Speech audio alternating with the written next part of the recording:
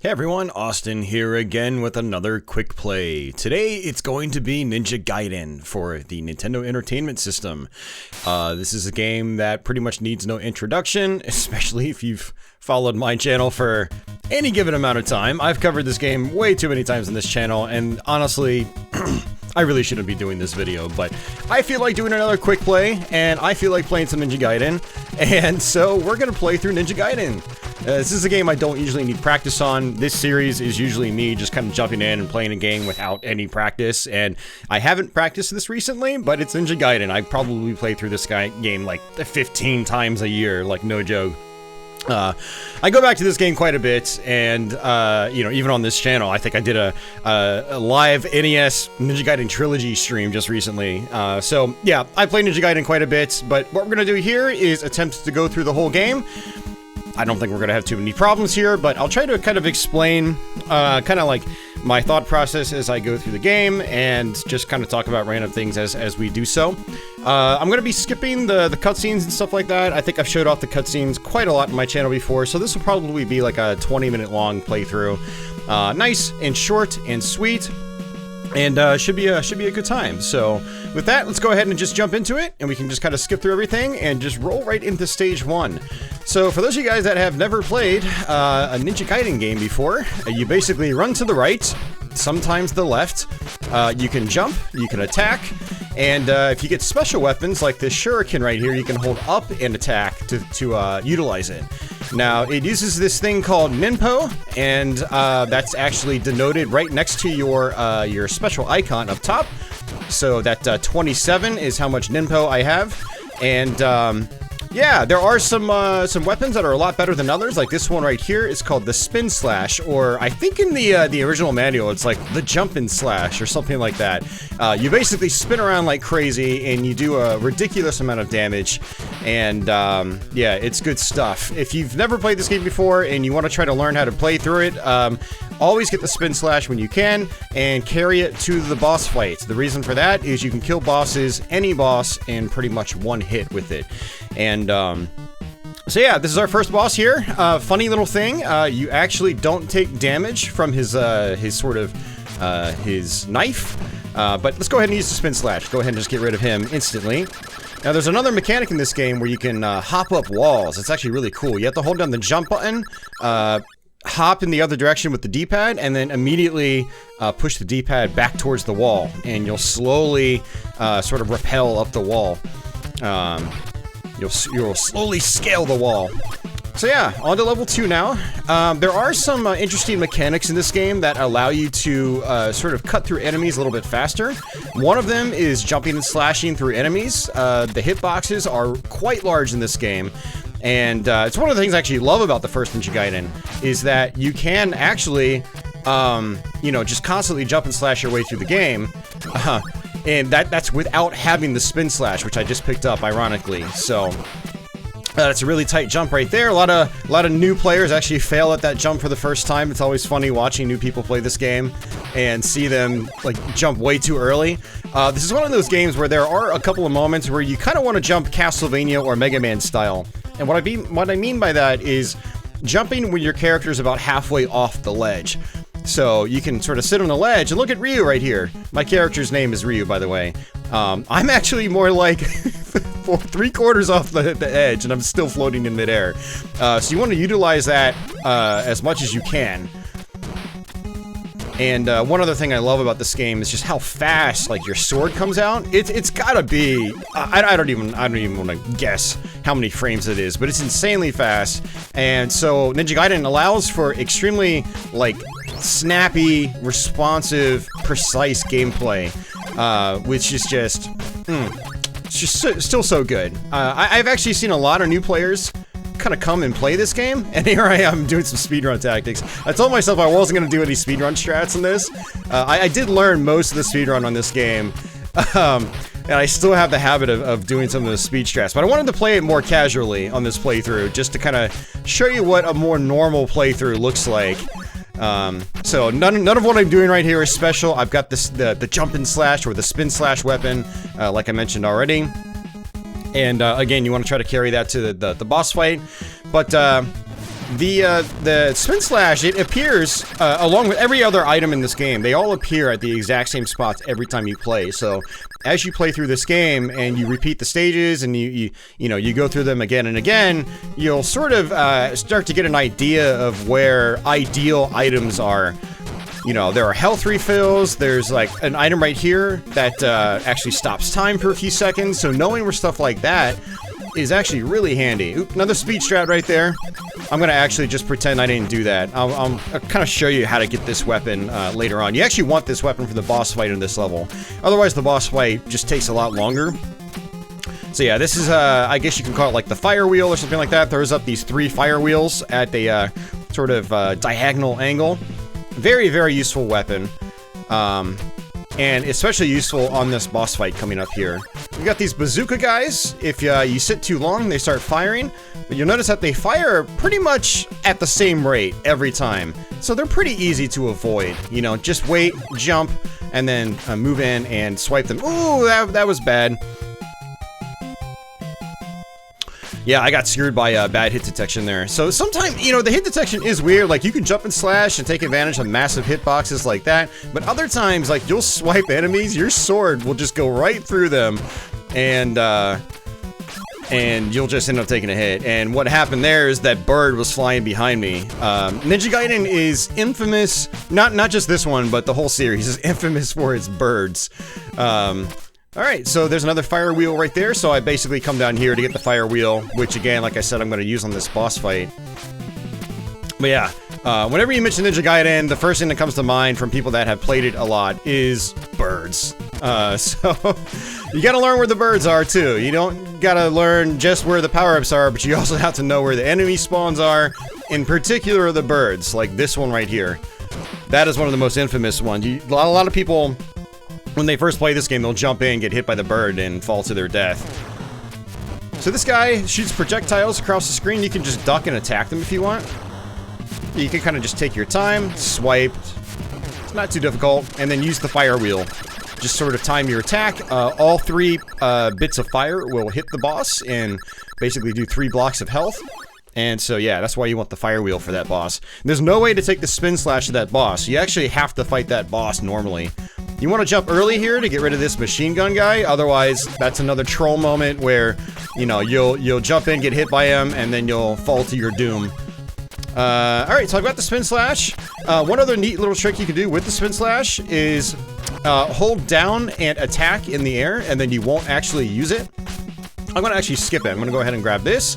I don't usually grab this shield, but this is a good, like, kind of beginner strategy to get you through this section a little bit easier. Ooh, nice. Very efficient there. That was good. I think there's gonna be another spin slash later on. I'm trying to remember. I don't remember. Usually I just keep the one in the beginning. I guess we're gonna find out. Alright, little cutscene here. We're gonna go ahead and just skip right through it. I love how you can just skip through all the cutscenes. I actually really like the cinematics in this game. They were actually cutting edge for the time. There wasn't really a whole lot else in gaming at the time that did, you know, storytelling like Ninja Gaiden did. That was one of, like, the significant factors to this game, was the way that it told a story. But I feel like it actually still holds up quite well. It's very tasteful. It's not too cheesy, well, until the ending anyway. But it's just cool. But what I love about it is that I can sit and watch it, or I can choose not to, and I can just skip right through it. That's a health refill right there, so we're gonna go ahead and grab that. Again, it's good to know where all the items are. Yeah, there's my spin slash. I thought I got another one. And there's an extra life right there. So again, nothing changes in this game in terms of, like, power-up drops. So these candles that you hit, very Castlevania-like. Ninja Gaiden is actually very Castlevania-like in a lot of ways.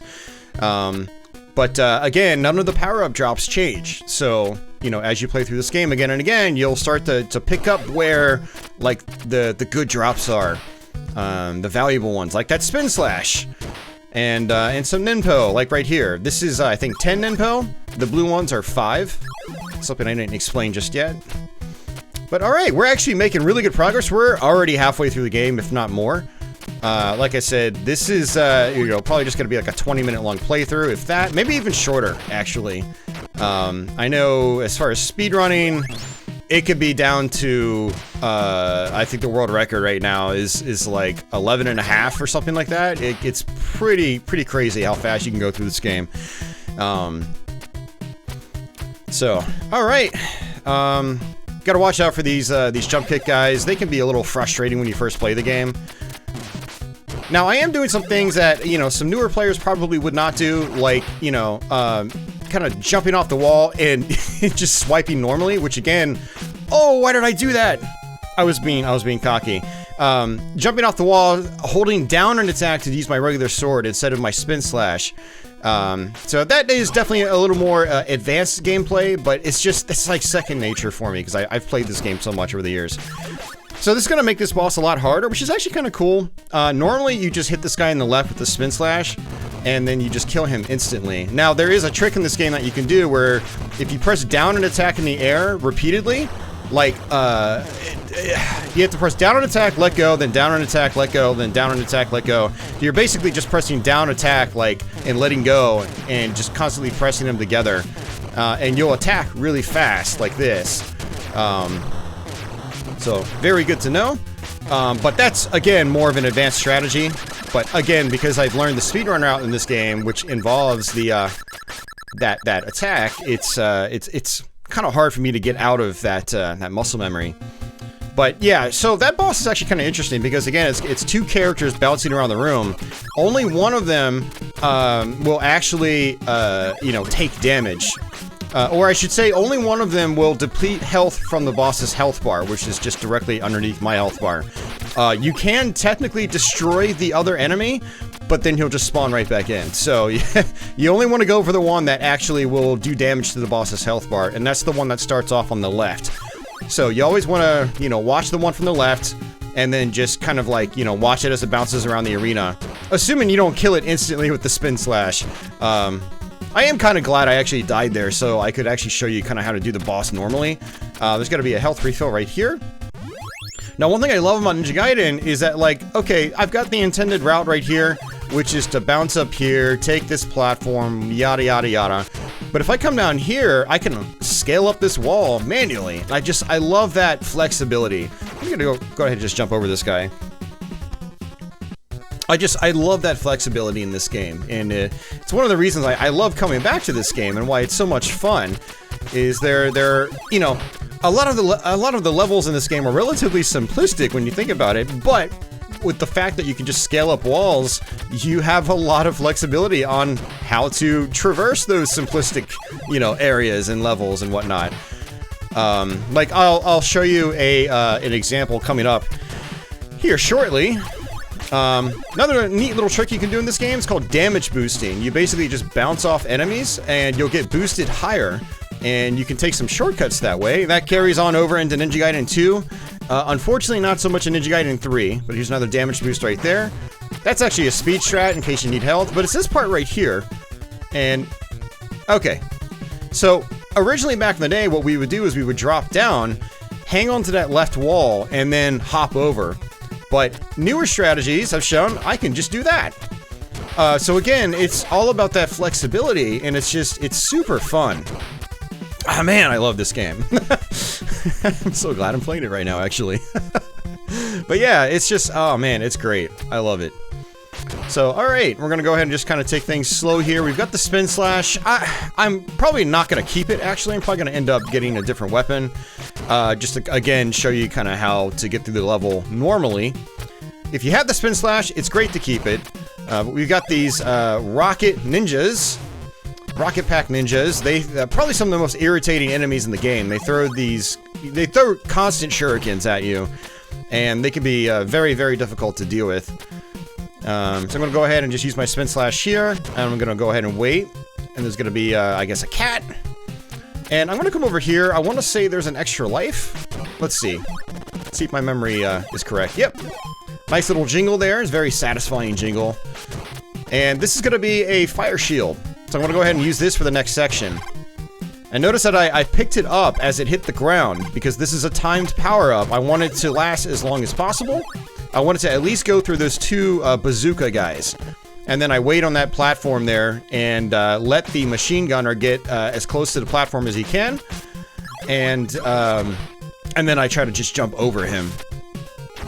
But alright, we're gonna go ahead and just skip all these power-ups and stuff like that. You don't really need it, it's nothing special here. Because this boss, unless you have the spin slash, you don't need to use sub-weapons. Our health is going to refill, and this is a boss where you have to take guaranteed damage. Sounds cheap, but it's basically what they want you to do is just attack him as fast as possible. So, basically in Dark Souls, we would call it DPS, or damage per second. So we're trying to do as much damage per second as we possibly can. So ideally, you know, 4 or 5 blocks of health, and you'll probably have, you know, about, you know, I don't know, a third of your health bar by the end, if you do it right. But you can take the spin slash to that boss for a little bit of flexibility, and then kill him instantly in one hit. Alright, so this is the final level. This is the infamous final stage. And the reason for that is, for one, it's very long. 2, it's very tough. So double whammy. And 3, if you die at the boss fight, you go all the way back to the very beginning here. Outside, you know, right where I started, just, you know, 15 seconds ago. So, and if you're not comfortable with this final level, that's gonna seem like a major kick in the nuts. If you have nuts. And, it's, I remember growing up and playing this game, I would get so angry when I would die at the final boss. A lot of people look at me playing Ninja Gaiden and they're like, you don't understand what it's like, Austin, to lose at this game. It's like, oh, no, I do. I threw my NES across the room as like a 10-year-old. Like, trust me, I know exactly what it feels like. It's just, the difference is, for me, that was a long time ago. And, that was really sloppy right there. I just wasted my spin slash. But it was just a long time ago for me. I've been playing this game since I was a kid. I was around when Ninja Gaiden was brand new. I was like 7 years old when this game came out. So, no, trust me, I know what it's like. I was there. I experienced this bad boy firsthand when it was new, when it was the modern game that everybody raved about. So, man, that was a long time ago. But yeah, needless to say, I've been playing this game a very long time. It's always been an all-time favorite of mine. It's one I've always gone back to. And you can actually sort of bait this bat. So we come over here, jump forward, then jump back a little bit. And we can actually just end up jumping over that bat. Same with this bird, you just kind of wait for the bird to come in, and then just take your time. More bazooka guys. More demon bazooka guys. Nice little trick there. You can actually just run and jump. You'll automatically clip onto that ladder. You go straight up the screen. This is actually probably the most difficult part in the game. It's the part that everybody complains about when they're new to this game, at least. And so the problem is this guy right here. Well, look at that. I just despawned him. So that's actually normal. You can actually just despawn him. Just slightly inch the screen over. Or you can do the spin slash maneuver. So if you don't have the spin slash, you want to learn how to despawn him. Otherwise, you're gonna get wrecked at that part. Like, everybody gets wrecked at that part. So there's gonna actually be a fire shield right here. I'm gonna go ahead and just take it into the next section because there's gonna be a spin slash I can pick up again. It just makes my life a little bit easier. There's a nice damage boost there you can do if you're speedrunning this. It's very satisfying. But alright, so one thing about grabbing the fire shield, something to keep in mind, is that it overrides whatever sub-weapon you have. And so I lost my spin slash, but because I know that there's another spin slash here, it didn't really bother me that much. Because I can just go ahead and pick up that spin slash again. And again, a lot of different ways you can go about this. You know, normally they want you to come on up here, climb up, and then hit that ladder, but nice little cool strat here is, hey, look at this. I can just go up like that. Again, the flexibility, it's simple, but man, it's still so satisfying. Alright, so I want to kind of actually book it because I don't have a whole lot of time left. And I'm going to go ahead and use my spin slash. Kill that bird. I'm going to use the spin slash right here as well. And there's going to be a time stopper. Ooh, that was not good. Technically, it's an hourglass, but it stops time. And I think that's a fire wheel. Yeah, I don't really want that. I want to go ahead and take the spin slash into the final boss fight. Now the final, whoa there.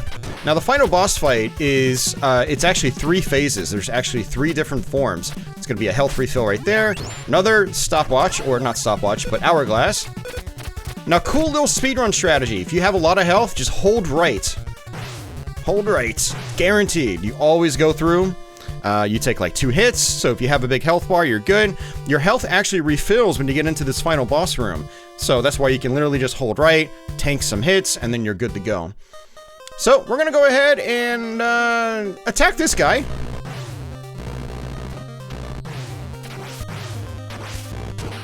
There we go. I just wanted to show that off. So if you actually spin slash him to death, he does actually die, but he just respawns instantly. It's kind of like the dual dog boss, where the one on the right, if you kill him, he just comes right back. So kind of neat. I don't think I've shown that off in a video before. But you need to actually hit the orb, and you can actually just destroy the orb instantly if you have the spin slash. Otherwise, if you don't have the spin slash, you at least want the fire wheel. Otherwise, that boss can be really, really tough in the beginning if you don't have those power-ups. Alright, so this is the boss that really wrecks everybody, but it's actually not nearly as hard as people make it out to be. So you'll notice that this guy shoots fireballs. You kind of want to stay on the ground and let them go off the screen. That's pretty much it. And then you have to jump up and attack him. You can kind of go through the fireballs too. You notice that they sort of wrap around. So, not too difficult actually, but this boss gave us hell back in the day because we didn't have great pattern recognition growing up. I don't know about you, but when I was 10 and playing this game, I just did not see the patterns. I saw fireballs, but I didn't really realize there was rhythm and rhyme to them. Now, if you're on a wall or you're up more like horizontally, they will stay on the screen and they will track you, and that's what is difficult. So ideally, you want to just play it safe on the bottom. Doesn't matter if you take a couple hits. My health bar is going to refill itself on the next form. And we just go ahead and hit them. Not too bad. I actually have a little tutorial video from a long time ago that you know, still gets some views occasionally, where I basically save stated at the final boss, and I was like, okay, this is how we do them. It was like a 5-minute long video. You know, just do this, do that. Just wait, play it patient, and that's really how you have to get past that guy. It's not that bad. Definitely one of those final bosses that I think a lot of people kind of like overstate its difficulty because of how punishing it is if you die. And again, like I said, you get kicked all the way back to the very beginning of that level. You gotta do everything all over again. And that's why people think it's so hard. It's not so much that the boss itself is actually that challenging. It's that, you know, it's the risk of going all the way back to the very beginning. I love these cutscenes, man. I kind of wish we played through all of them, but then that would have like tripled the length of the video. Let's go ahead and skip through it. All right, last form. What we have to do is smack this guy's head, and I'll just try to play this normally, not doing the fast slash maneuver. Then we have to attack his tail. Watch out for the little fireballs that come out. People call them shrimp because they look a little like shrimp. But once you got the tail out of the way, you have to hit the core in the middle. And just watch for the fireballs that come out. And then fun little trick here you can do at the end. You can hold right and just jump a bunch of times. And then victory pose. Oh man, Ninja Gaiden. It's so good. So you can't actually skip through the ending sequence unless you turn off the console or reset the game. But yeah, that was Ninja Gaiden. We used to call it Ninja Gaiden back in the day because we didn't know any better. But the term is actually Gaiden. It's actually 2 words, 2 Japanese words, and stands for, I believe it stands for side story in Japanese. So you'll notice that there's a Gaiden at the end of a lot of game titles in Japan, like Darius Gaiden. I'm sure there are plenty of... Oh, Gradius Gaiden. There's another one. There's quite a few Japanese games out there with Gaiden, and, you know, at the end of the title. So it's basically like Darius side story or Gradius side story. You know, basically not meant to be like mainline series, well, mainline games in those series. And now that I think about it, Darius Gaiden actually kind of makes sense because it was, I think it was the first Darius game to not be multi-screen. So the Gaiden label at the end of it actually kind of makes sense now that I think about it. Ninja Gaiden is... I don't know, it just, I guess, sounded cool.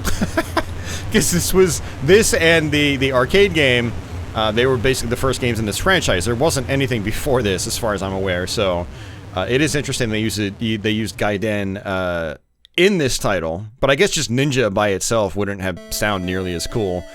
And I'm pretty sure there were other games already just called Ninja.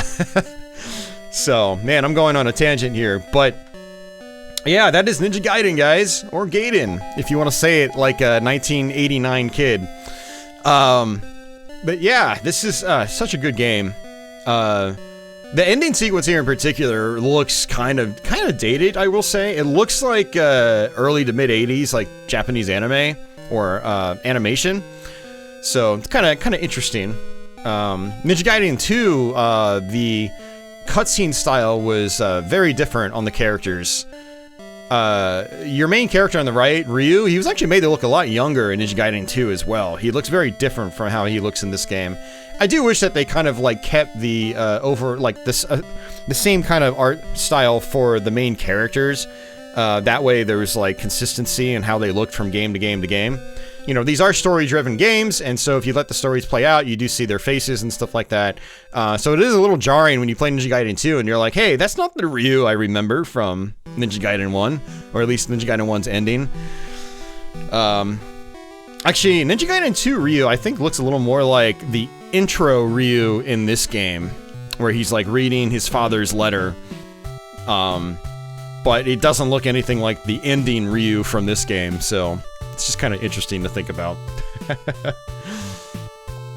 But yeah, that's pretty much going to do it for me, guys. You know, if you guys are a fan of this and you want to see some other Ninja Gaiden playthroughs on my channel, just go to my main channel page. There's like a little magnifying glass where you can search for videos. And this goes for anything else you might want to look for on my channel. But just search Ninja Gaiden. You'll find all my Let's Plays and walkthroughs and live streams and stuff like that. I've got so much. It's one of my, along with Castlevania and Mega Man, it's one of my most played games on my channel. I just, pretty much every year, I do something Ninja Gaiden related.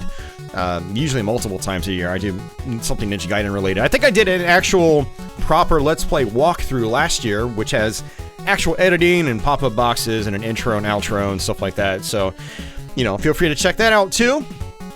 And I did, again, just a more recent Ninja Gaiden live stream where I played the 3 NES games, I played the Sega Genesis prototype, I played the Atari Lynx port of the arcade game, I played the Lynx version of Ninja Gaiden 3, which was interesting. And I'm trying to think if there was anything else I played on that stream. Oh, I played the Game Gear game, which is a totally different game. I played the Master System game, also a totally different game. Yeah, that was actually a pretty packed stream with lots of Ninja Gaiden content. Maybe I'll link it on the top right in the cards. Cards are still a thing on my channel. You can, you know, a lot of times in these videos, I'll link to other videos through those cards that might be interesting to people that are on this current video. So I'll try to link to like a bunch of my Ninja Gaiden playthroughs in those cards on the top right. So, but man, like this game even has like a full-fledged ending and everything. Not just like the story bit, but it's got the credits roll. Like I said, this game, when it first came out, there wasn't really anything quite like this in terms of presentation, and it was honestly a big step forward for the industry in terms of storytelling in an action game. So yeah, Ninja Gaiden was very much something when it came out, and I think it's still a very special game, and is awesome. So, but that's gonna do it for me, guys. If you guys want to see any other quick plays, any other particular games, drop a comment below and let me know. I might be able to get to them. If you're new to my channel, feel free to subscribe. I've got a lot of videos like this. God, over 1,000 now, I think. And so if you like this sort of thing, definitely sub and keep in touch with what I do here. And for everybody already sub, thank you for your continued support. And I guess until the next one, take it easy.